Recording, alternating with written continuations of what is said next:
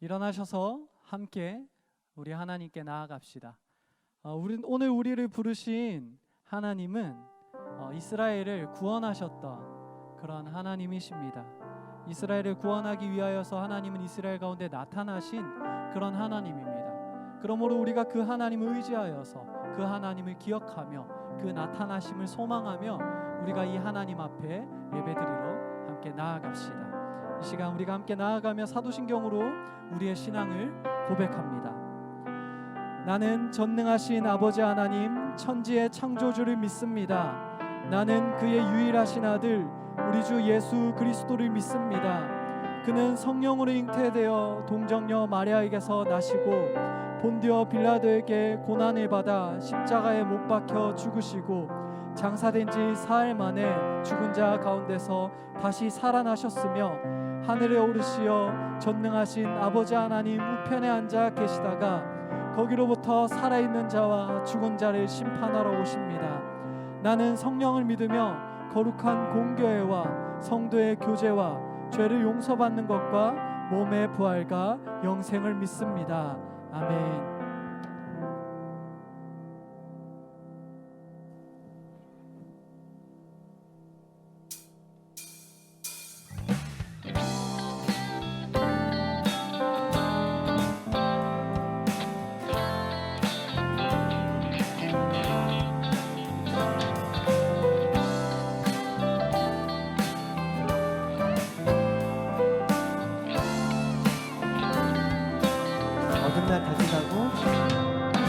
어둠날 다 지나고 그가 빛을 발하리 쓰러져가는 우리 영혼 주가 붙잡아 주시리 우리 쉬지 않으리 이 길에 끝이 있으니 한 걸음 한 걸음 주와 함께 걸으리 우리의 걸음이 끝나는 그날 매 순간 함께 하시니 우릴 안아주시니 더 이상 눈물 없으니 당신의 그날 안에서 이제 영원히 주 품 안에서 우리 찬양하겠네 우리 가는 이 길 세상이 미련하다 해도 우리는 주가 보여주신 그한 소망이 있으니 어둠의 조각조차 그곳에 발들이지 못해 당신의 나라에 우리 영원히 거하네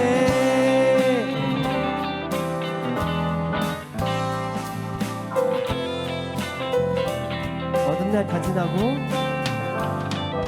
어두운 날 다 지나고 그가 빛을 발하리 쓰러져가는 우리 영혼 주가 붙잡아 주시리 우리 쉬지 않으리 이 길에 끝이 있으니 한 걸음 한 걸음 주와 함께 걸으리 우리의 걸음이 끝나는 그날 매 순간 함께 하시니 우릴 안아주시니 더 이상 눈물 없으니 당신의 그날 안에서 이제 영원히 주 품 안에서 우리 찬양하겠네 우리 가는 이 길 세상이 미련하다 해도 우리는 주가 보여주신 그한 소망이 있으니 어둠의 조각조차 그곳에 발들이지 못해 당신의 나라에 우리 영원히 우리 가는 이 길 세상이 미련하다 해도 우리는 주가 보여주신 그한 소망이 있으니 어둠의 조각조차 그곳에 발들이지 못해 당신의 나라에 우리 영원히 거하네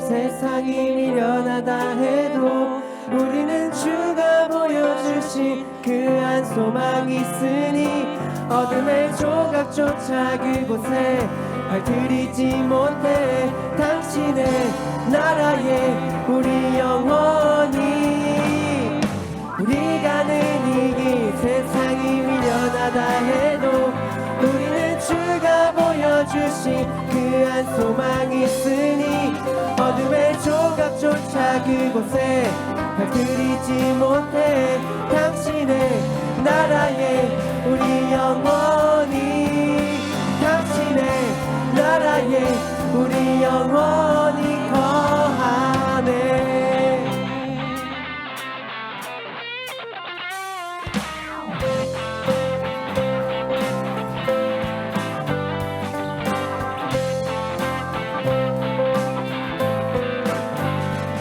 하루가 영원히 반복되어도 담을 수 없는 하나님의 사랑은 우리들의 마음 가장 깊은 곳에 한결같이 계시네.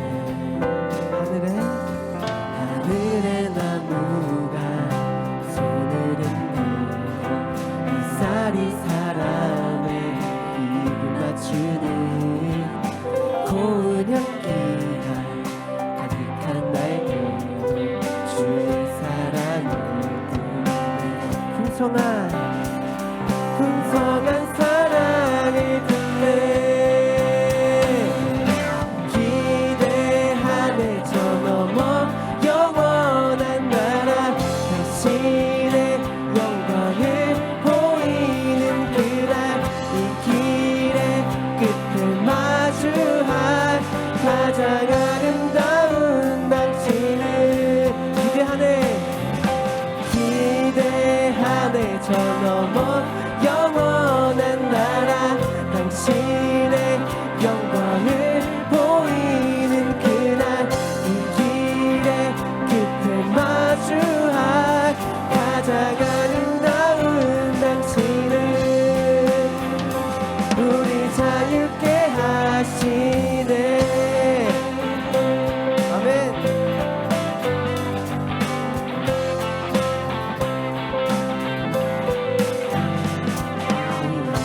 그의 풍성한 사랑을 힘입어 아버지 집을 향해 가네. 우리는 그의 풍성한 사랑을 힘입어 아버지 집을 향해 가네. 우리는 그의 풍성한 사랑을 힘입어 아버지 집을 향해 가네. 아버지 집을 향해 가네.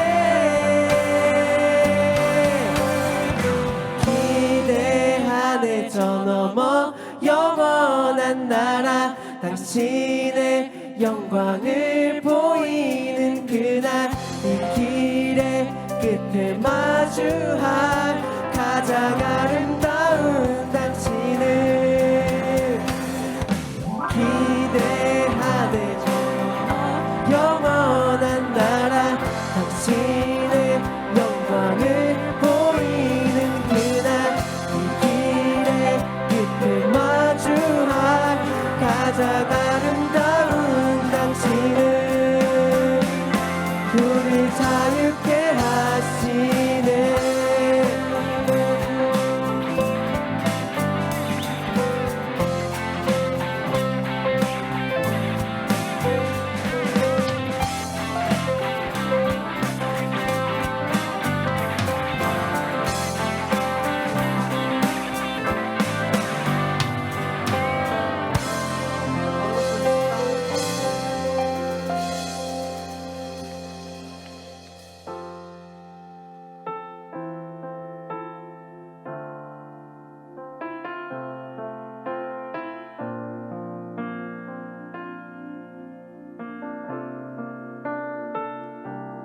거친 바다 바라볼 때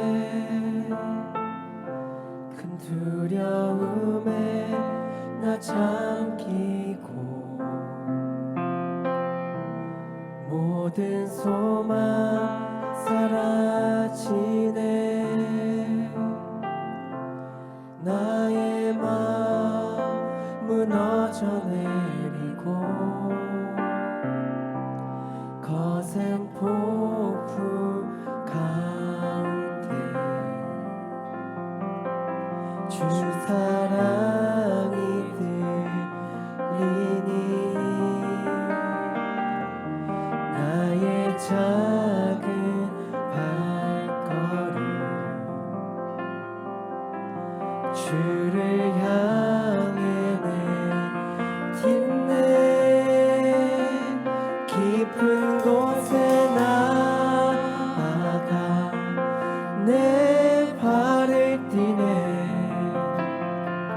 두려움 내려놓고 깊은 곳에 나아가 내 발을 띠네. 할렐루야.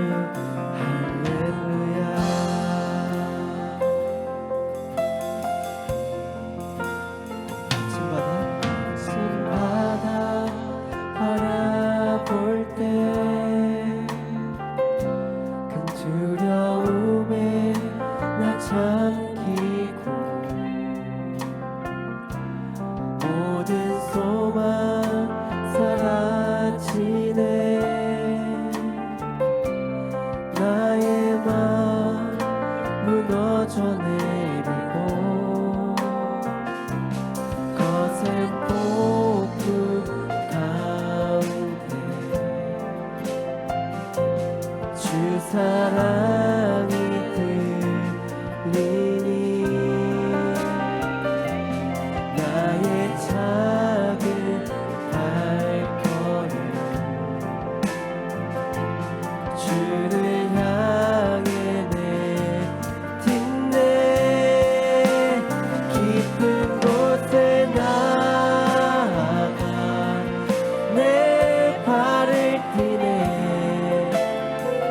두려움 내려놓고 깊은 곳에 나아가 내 발을 띠네. 할렐루야. 깊은 곳에 나아가 내 발을 띠네. 두려움 내려놓고 깊은 곳에 나아가 내 발을 띠네. 할렐루야. 깊은 곳에 나아가 깊은 곳에 나아가 내 발을 띠네. 두려움 내려놓고 깊은 곳에 나아가 내 발을 띠네. 할렐루야. 거친 파도 날 향해 와도 주와 함께 날아오르리. 폭풍 가운데 나의 영혼 잠잠하게 주를 보리라. 거친 파도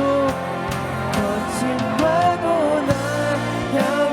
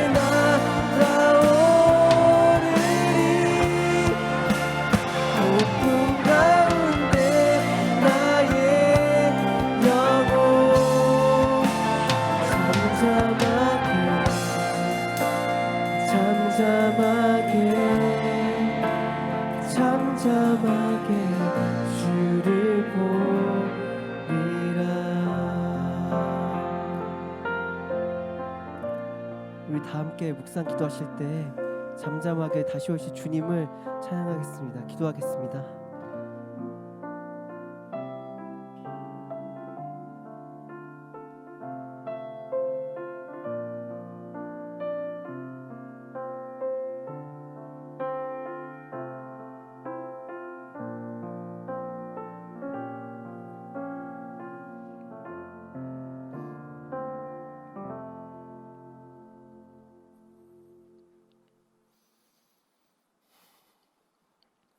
언제나 우리를 향한 사랑과 은혜가 풍성하신 하나님 아버지, 오늘 함께 모여 찬양하고 예배하게 하심에 감사를 드립니다. 마음과 정성을 다해 드리는 우리의 예배를 기뻐 받아 주옵소서. 지난 한 해를 돌아보면 하나님 앞에 부끄러운 모습이 많았습니다. 우리의 연약함을 고백하오니 용서해 주옵소서.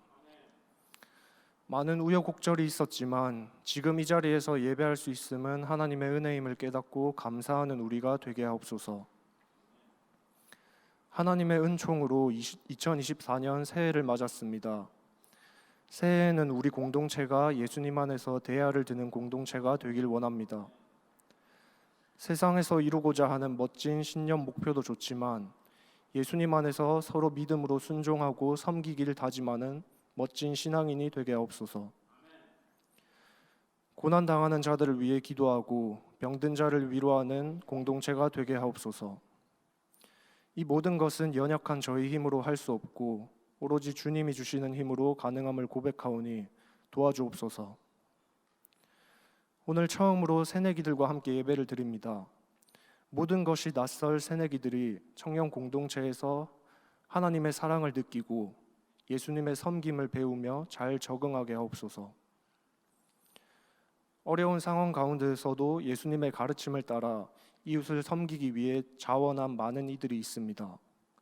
섬김의 손길들에 예수님의 섬김과 같이 사랑과 은혜가 가득하길 소망합니다. 이들의 아름다운 결단과 수고를 기억해 주시고 지쳐 쓰러지더라도 다시 일어설 힘을 주시옵소서. 말씀 전하시는 목사님께 주님의 힘과 능력을 허락해 주시고 할렐루야 찬양대와 이리스 찬양팀, 웰커밍 팀과 예배를 위해 애쓰는 많은 손길들을 기억해 주옵소서. 이 모든 말씀 예수 그리스도의 이름으로 기도드리며 이제 다 함께 주님께서 가르쳐 주신 기도로 기도합니다. 하늘에 계신 우리 아버지, 아버지의 이름을 거룩하게 하시며 아버지의 나라가 오게 하시며 아버지의 뜻이 하늘에서와 같이 땅에서도 이루어지게 하소서. 오늘 우리에게 일용할 양식을 주시고 우리가 우리에게 잘못한 사람을 용서하여 준 것 같이 우리의 죄를 용서하여 주시고 우리를 시험에 빠지지 않게 하시고 악에서 구하소서. 나라와 권능과 영광이 영원히 아버지의 것입니다. 아멘.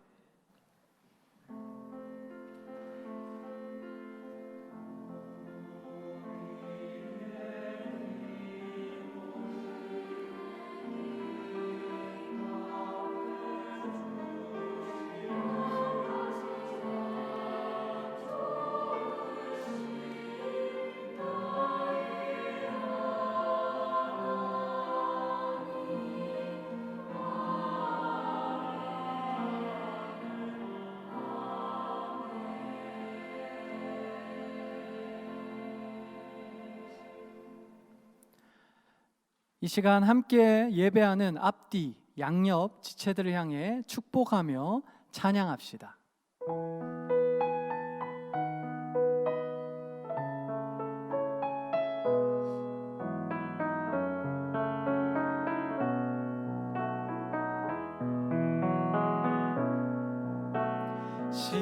시냇가에 심겨진 나무들처럼 너의 삶이 주님과 늘 함께하기, 기쁠 때나 슬플 때 어느 때라도 하나님 함께 하시네. 아멘. 우리 박수로 서로의 신앙과 삶을 응원하고 축복합시다. 교회 소식을 알려드립니다. 오늘은 신년주일입니다. 2024년도 예수 안에서 대야를 드는 공동체가 됩시다. 오늘 1월 12일 금요 기도회는 약속의 땅 주간으로 4층 본당에서 모입니다. 다음 주일은 성찬 성례 주일입니다. 1부에서 4부까지 주일 예배와 청소년 1부, 청소년 2부 예배에 성찬 성례가 있습니다. 사교구의 권영현 목사님께서 그리고 청소년 1부의 소산 전도사님께서 부임하셨습니다.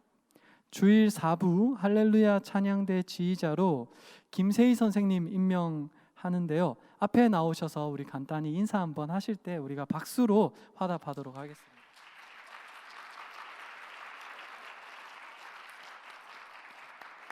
감사합니다. 네, 감사합니다. 네, 감사합니다.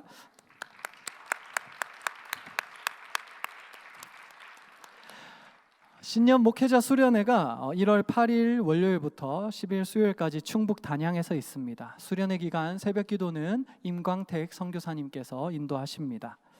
오늘부터 또한 성경 읽기를 시작합니다. 자세한 내용은 주보를 참조해 주십시오. 캄보디아 단기 선교가 1월 19일 금요일부터 25일 목요일까지 있습니다. 함께 기도해 주시면 감사하겠습니다. 신약 성경 마가복음 1장 4절로 13절 말씀입니다. 마가복음 1장의 말씀을 함께 교독합니다. 제가 먼저 읽습니다. 세례 요한이 광야에 이르러 죄 사함을 받게 하는 회개의 세례를 전파하니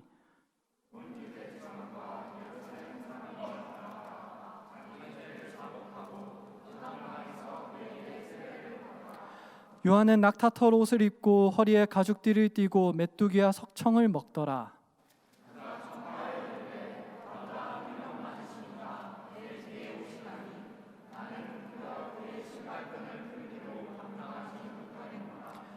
나는 너희에게 물로 세례를 베풀었거니와 그는 너희에게 성령으로 세례를 베푸시리라.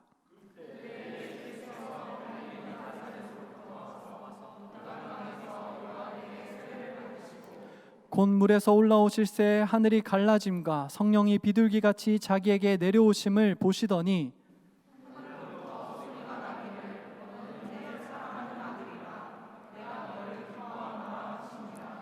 성령이 곧 예수를 광야로 몰아내신지라. 광야에서 40일을 계시면서 사탄에게 시험을 받으시며 들짐승과 함께 계시니 천사들이 수종 들더라. 아멘.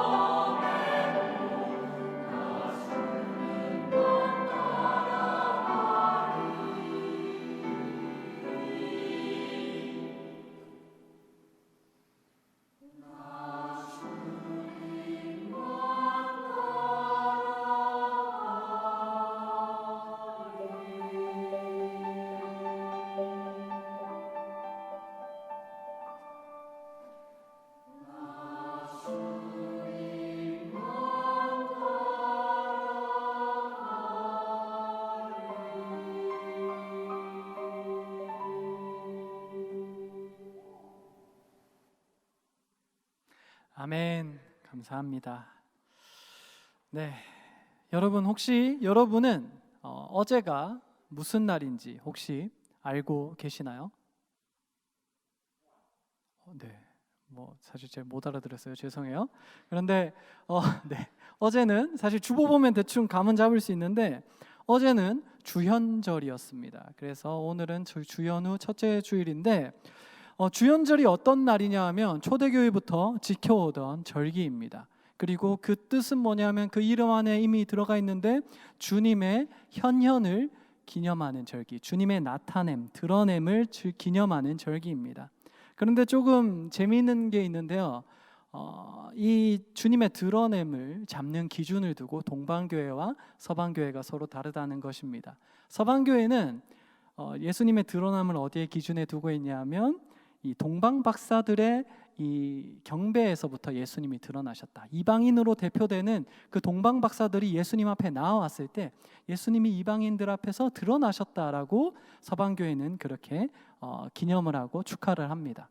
그런데 반면에 동방교회에서는 예수님이 언제 드러나셨다라고 보냐 하면 예수님이 세례 받으실 때, 공적으로 그 사역을 시작하실 때 이 세상 앞에서 드러나셨다라고 기념합니다.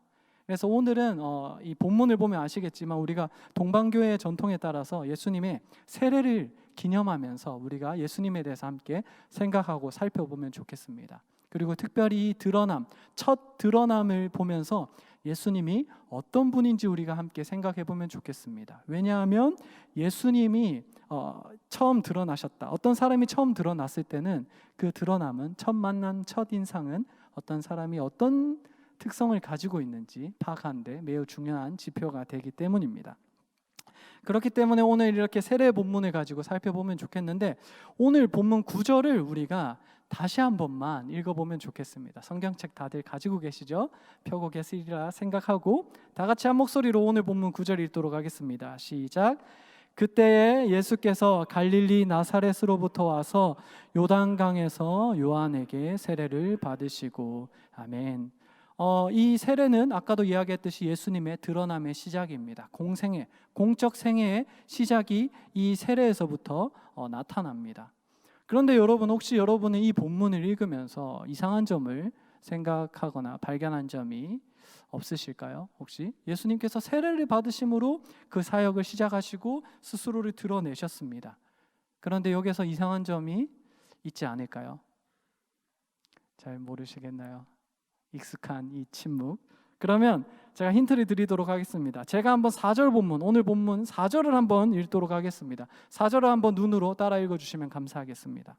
세례 요한이 광야에 이르러 죄 사함을 받게 하는 회개의 세례를 전파하니 아멘. 오늘 이 본문에서 세례 요한이 베풀었고 또 예수님이 받으신 그 세례는 어떤 세례였냐면 그냥 받는 세례가 아니라 죄인들이 회개하면서 받는 세례였다는 것입니다. 그리고 이제 보면 조금 이상한 점이 보입니다.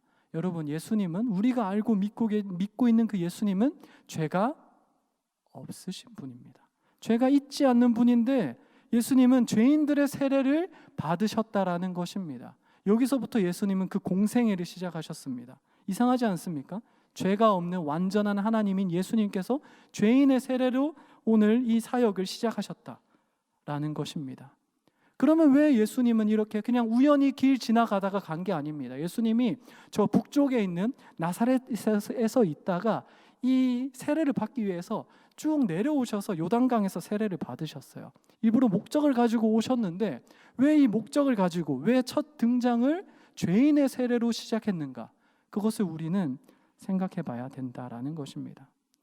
사실 우리는 예수님이 어떤 분인지 알고 있습니다. 죄를 용서하는 분이고 우리가 그 앞에서 죄를 씻김 받는다는 것을 알고 있습니다.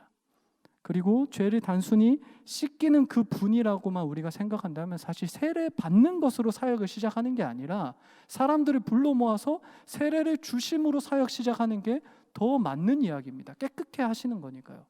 수동적으로 받는 게 아니라 직접 세례를 주시는 게 맞는 것입니다. 그래서 오늘 본문 8절에서도 보면 세례 요한은 메시아를 어떻게 표현해야 하냐 하면 세례자로서 묘사하고 있습니다.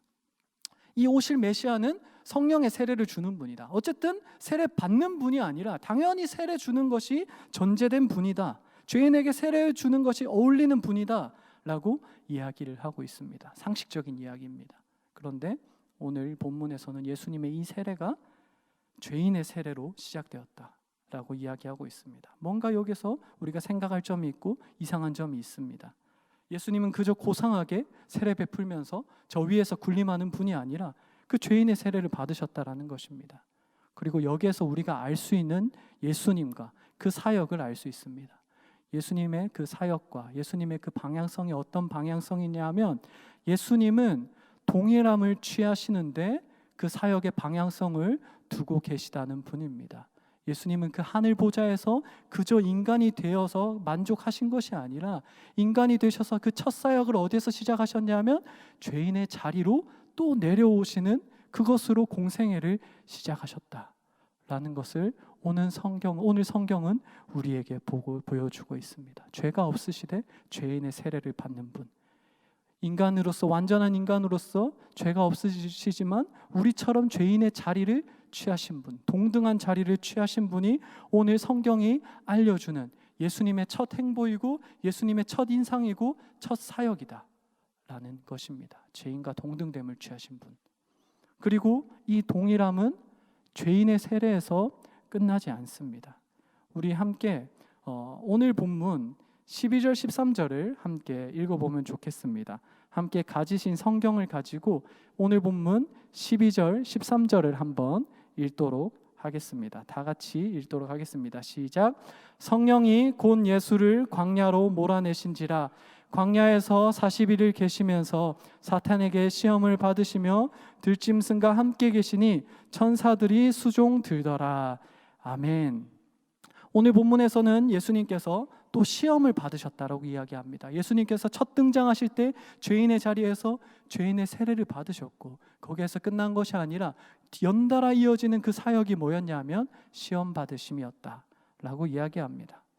사실 오늘 본문에서는 이 시험 받으심이 간단하게 설명되어 있어서 잘 모르지만 마태복음과 누가복음에서는 다행히도 그 시험이 어떤 내용인지 자세히 설명하고 있습니다. 바로 떡과 성전과 높은 산의 시험입니다. 예수님께 여러분들께서도 아시다시피 예수님은 광야에서 40일 동안 금식하시면서 계셨습니다. 그때 사탄이 이렇게 이야기를 합니다. 마태복음 4장 3절의 이야기인데 앞에 이렇게 뜹니다. 제가 읽도록 하겠습니다. 시험하는 자가 예수께 나와서 이르되 내가 만일 하나님의 아들이거든 명하여 이 돌들로 떡덩이가 되게 하라. 배가 고픈 예수님에게 사탄은 시험했습니다. 이 돌들로 떡이 되게 하라. 그런데 여러분 재미있는 것이 뭐냐 하면 이 질문에 치명적인 전제가 들어있다라는 것입니다. 그게 뭐냐 하면 하나님의 아들, 하나님의 사람이라면 떡을 먹을 수 있어야 된다. 잘 먹고 잘 살아야 된다라는 게 전제된 질문입니다. 너가 하나님의 사람이어든 떡을 먹어라. 너가 하나님의 사람이어든 잘 먹고 잘 살아야 된다. 배고파서는 안 된다. 라고 오늘 본문은 이야기를 하고 있습니다. 우리가 하나님 나라의 자녀로서 살아갈 때 이 떡과 관련된 시험은 사실 우리들에게 늘 있는 질문이고 늘 있는 시련이고 늘 있는 시험입니다. 여러분 우리는 종종 그런 일들 생각하지 않습니까? 우리가 하나님을 믿음에도 불구하고 육체적으로 질병이 생기거나 육체적으로 우리가 빈곤하거나 아니면 육체적으로 내 뜻대로 무언가 되지 않을 때 낭망할 때 우리는 그 가운데 어떻게 합니까? 하나님, 나는 하나님 믿는데 왜 이 육체적인 만족, 내가 안락함과 내가 조금 더 잘 먹고 잘 사는 것을 누리지 못합니까?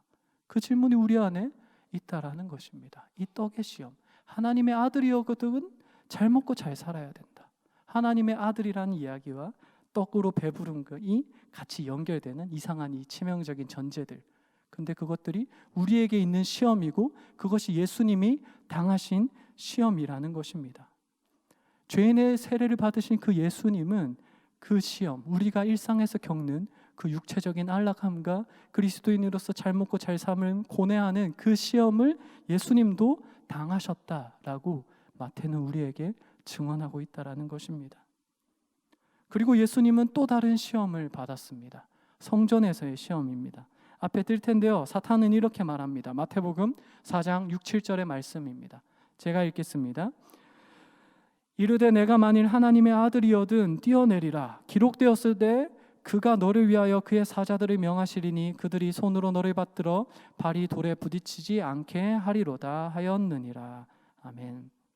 예수님은 이 육체적인 시험을 거절하셨습니다. 그러자 이것이 통하지 않으니까 사탄이 또 질문을 합니다.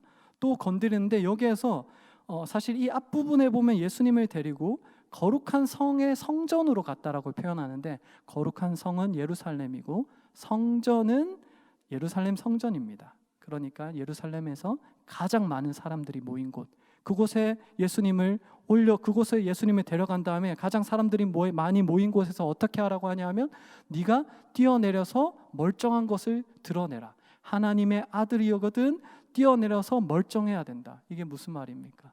여러분, 사람들이 모여 있는 데서 뛰어내려서 몸이 멀쩡해요. 그러면 어떻게 보겠습니까? 누가 봐도 선지자죠. 누가 봐도 메시아고 엄청난 기적을 베푸는 사람인 거죠. 갑자기 일약 스타가 될 수 있고 사람들에게 인정받을 수 있는 그 길을 사탄은 제시하면서, 너가 하나님의 아들이거든 너가 사람들에게 인정받아야 돼. 너가 하나님의 아들이거든 너가 사람들에게서 드러나고 높임 받아야 돼 라고 그 두 개를 교묘하게 섞어서 이야기를 한다라는 것입니다. 그런데 이 시험은 사실 우리들에게도 있는 시험인 것을 우리는 알고 있습니다. 우리가 하나님 일을 하면서, 우리가 하나님 앞에서 사역을 한다라고 하고 있고, 하나님 앞에서 봉사를 하고 하나님 앞에서 우리의 믿음을 드린다라고는 하지만, 우리가 하나님 앞이 아니라 사람 앞에서 인정받고 드러냄을 얼마나 원하고 갈망하고 있겠습니까? 사실 저만 해도 설교하다가, 사실 여러분이 생각할 때는 어떠실지 모르겠지만 제 스스로 생각할 때 오늘 설교는 안타는 쳤다, 아니면 홈런은 쳤다. 네, 갑자기 이렇게 경박한 표현이 나오네요. 근데 그렇게 있을 때 제 스스로 제 속에서 그것을 즐기려는 마음이 설교 후도 아닙니다. 실시간으로 올라옵니다. 오늘 쳤다. 그게 저 안에 있는 것이고, 저는 설교 중에도 사실 이 마음과 싸우면서 저는 설교를 합니다. 근데 사실 이것은 저만의 이야기가 아니라고 생각합니다. 왜냐하면 우리의 본질은 다 똑같기 때문에 우리 모두는 사실 타인에게 인정받고 드러나고 내가 높아지는 것을 너무나도 원하기 때문입니다. 그래서 여러분, 우리는 이 하나님의 아들이거든 너가 인정받아야 돼, 이 두 가지를 교묘하게 묶은 그 사탄의 시험 앞에서 우리는 늘 시험받고 있다라는 것입니다. 그런데 사실 예수님은 하나님의 아들로서 세상 사람들로부터 인정받지 못하고 죄인과 세리의 친구로서 손가락 받으신 분인데, 사탄은 이 두 개가 같이 갈 수 있다는 듯이 교묘하게 묶어서 우리를 시험한다라는 것입니다. 너무나도 우리에게 익숙한 시험입니다.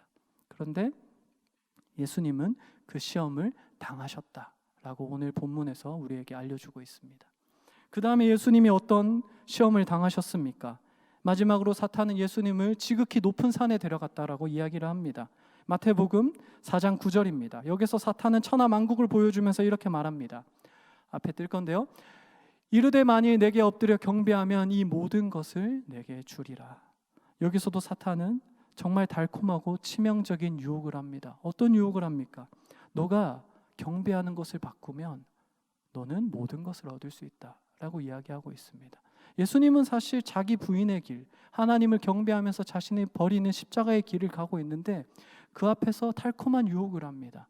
너가 하나님 경배가 아니라 나를 경배하면 세상의 모든 것들 편하게 얻을 수 있어. 내가 다 줄 거야 라고 이야기하고 있다라는 것입니다. 그리고 이것 또한 우리에게 너무나도 익숙한 시험입니다.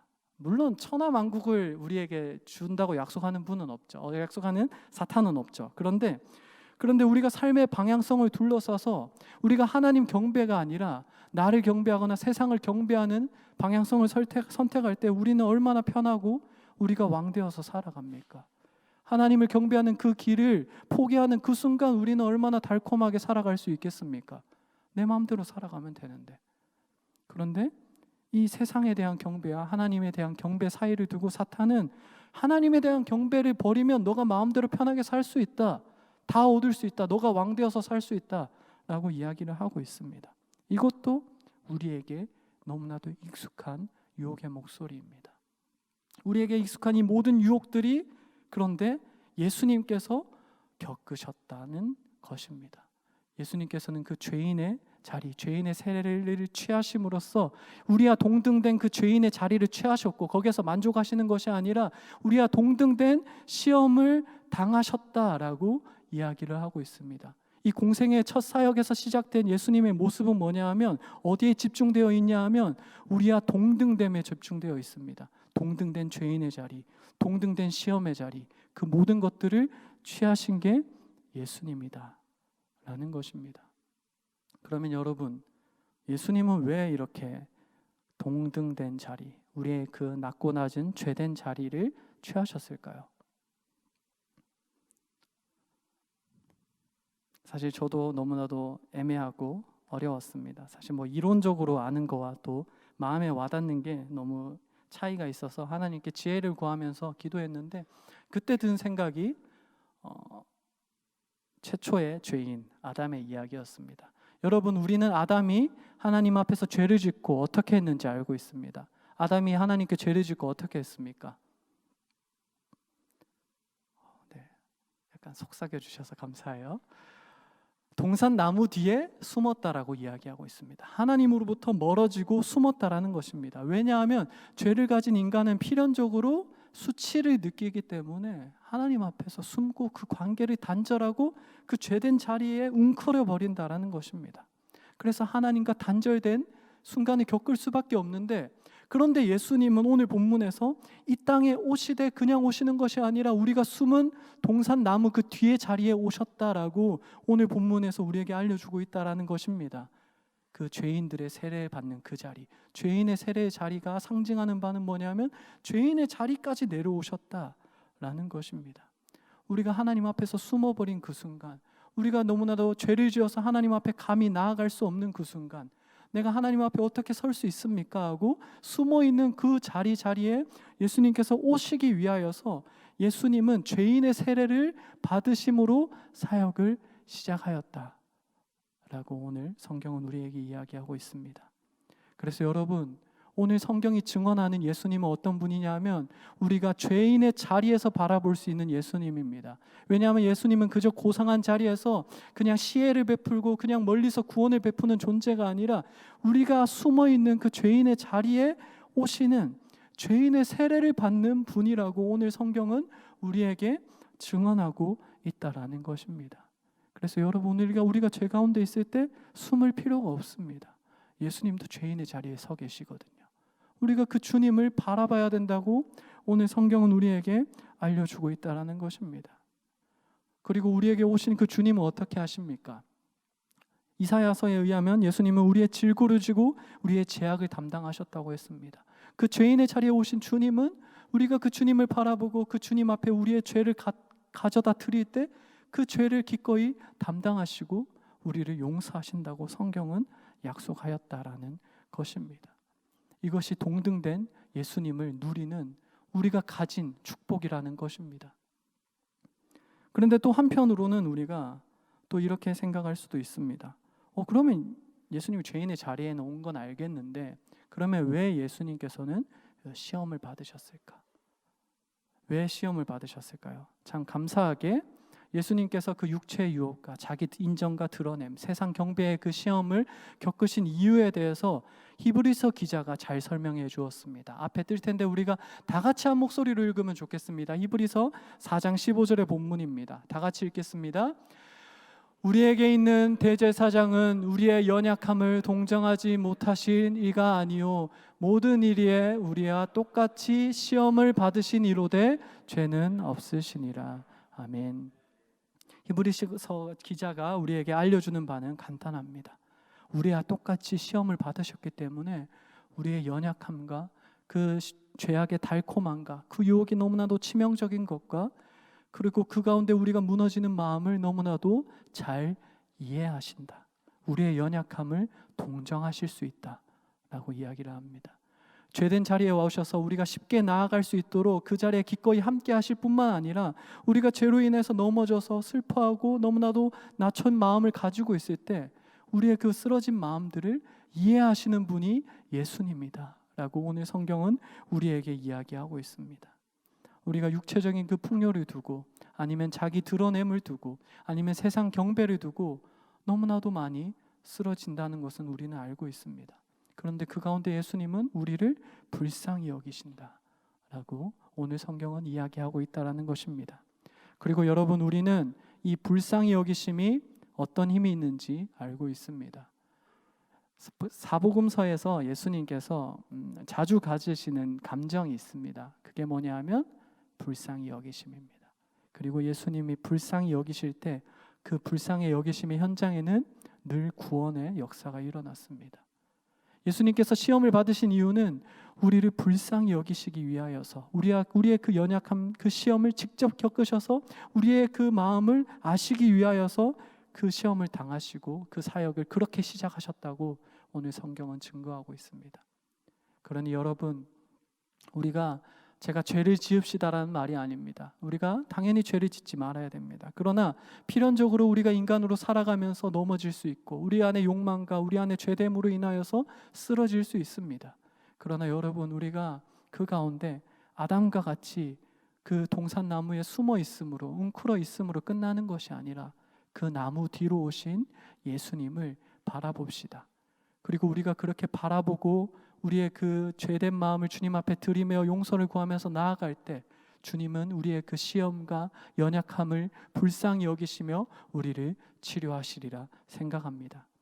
그것이 오늘 공간복음이 우리에게 알려주시는 예수님의 첫 시작입니다. 여기에서 예수님의 사역이 시작되었고 그 끝까지 예수님은 우리의 이 동일함을 취하시는 분이었습니다. 우리가 이것을 기억하면서 우리가 함께 또한 찬양하면서 우리에게 말씀하신 주님께 마음과 정성을 드리면서 함께 찬양하며 나아가면 좋겠습니다. 이 세상 가장 아름다운입니다. 이 세상 가장 아름다운 순종의 눈물, 온 세상 다시 빛나게 생명의 눈물, 그가 이 땅에 오신 이유, 그가 이 땅에 오신 이유, 죽어야 살게 되고 져야만 승리하는 놀랍고 영원한 신비, 지으신 그대로 회복시킨 우리의 창조주 그리스도, 십자가의 길로 아버지 뜻 이루셨네.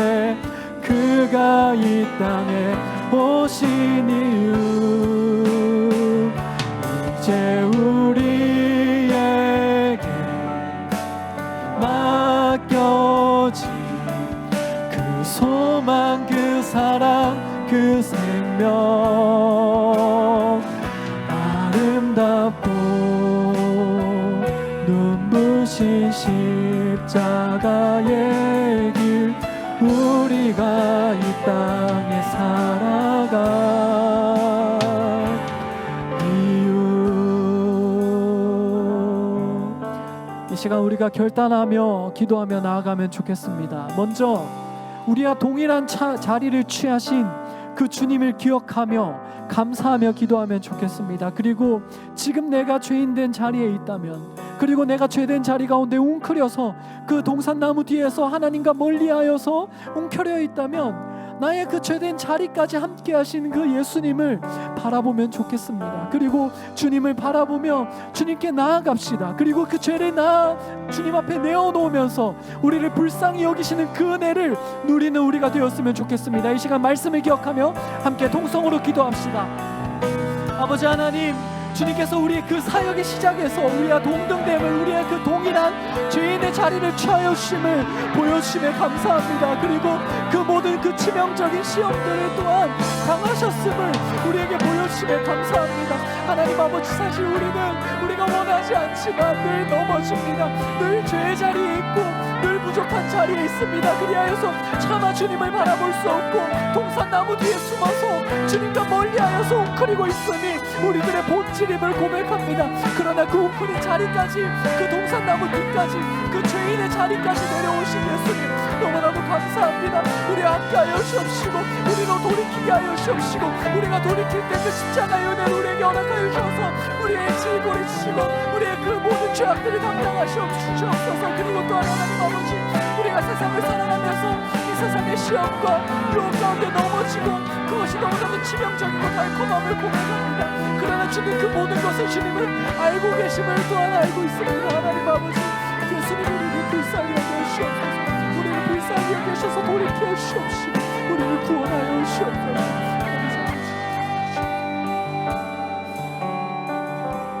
우리가 또한 함께 기도하면 좋겠는 것은 오는 캄보디아 선교를 위하여서 함께 기도하면 좋겠습니다. 캄보디아 선교가 19일부터 25일까지 있습니다.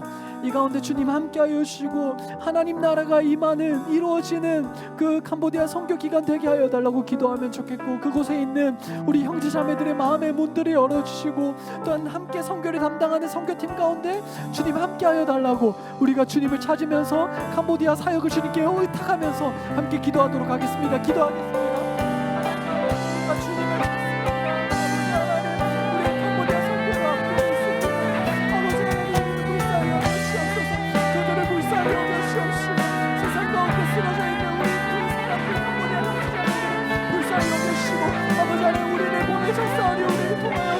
역사하여 주옵소서.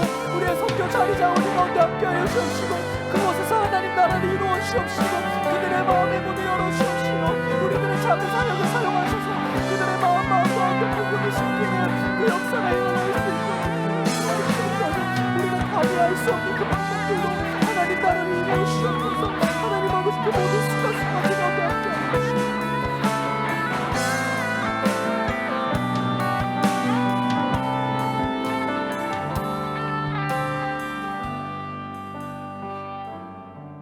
하나님, 오늘 말씀으로 우리에게 복음의 빛을 비춰주심에 감사합니다.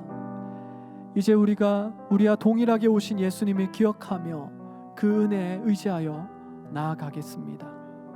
또한 우리에게 있는 우리의 시간, 우리의 육신, 우리의 소유와 삶 전체가 주님이 우리에게 허락하신 것임을 고백합니다. 귀한 은혜 베푸신 주님께 이 모든 것을 다시 돌려드리오니 하나님, 우리의 열매를 거두시어 이 땅에 하나님 나라를 이루어 주시옵소서.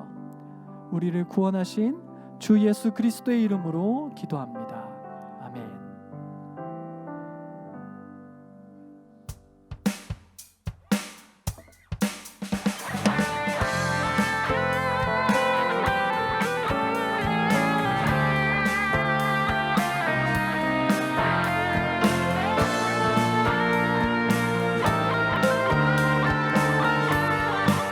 감사드리세 우리 주께 크신 사랑 베푸셨네. 찬양 드리세 어린 양께 영원히 감사드리세 우리 주께 크신 사랑 베푸셨네. 찬양 드리세 어린 양께 영원히 감사해. 감사해 고통과 눈물 없는 문 열어주시니 감사해 모든 만물 새롭게 되는 그날 주시니 오시니 그날에 열방과 모든 민족들 주 찬양하리. 새하늘과 새 땅에 그날 기뻐 노래하리. 아멘. 감사합니다. 그러므로 여러분, 우리와 동일한 자리를 취하시고 우리의 시험과 연약함을 아시는 주님을 의지합시다. 그리고 주님을 믿는 사람으로 그 믿음을 가지고 세상으로 나아가십시오. 주 예수 그리스도의 은혜와 하나님의 사랑과 성령의 사귐이 우리에게 나오신 주님을 바라보며 의지하며 믿는 우리 한 사람 한 사람 가운데 이제부터 영원까지 함께 하시기를 간절히 축원하옵나이다. 아멘.